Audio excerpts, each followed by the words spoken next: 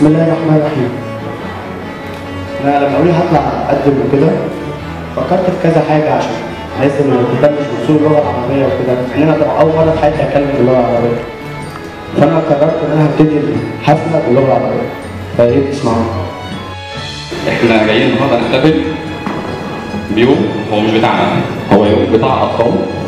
هم اطفال من عزبة التهتيني، بس هم فعلا يعني في خلال سنه او سنه ونص اتغيروا تغير يعني ممكن نقول 180 درجه.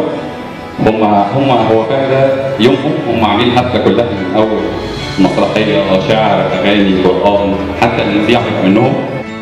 أهلا وسهلا بكم في حفلنا اليوم، ليقدم لكم نخبة من أبنائكم مجموعة من الإبداعات، أملا في أن يكونوا جزءا من مهجر هذا الوقت.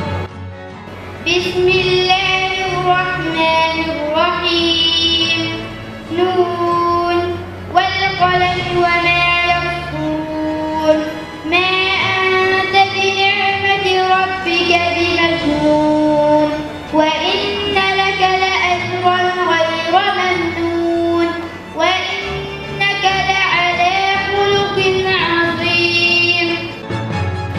حبيبتي يا أمي، مني ليكي أطيب تحية. سعيدك يا أمي، بهدي ليكي أغلى هدية. بهديكي مصر، حبيبتي مصر، أهو أنتي أمي وأم كل الدنيا مصر. وأنا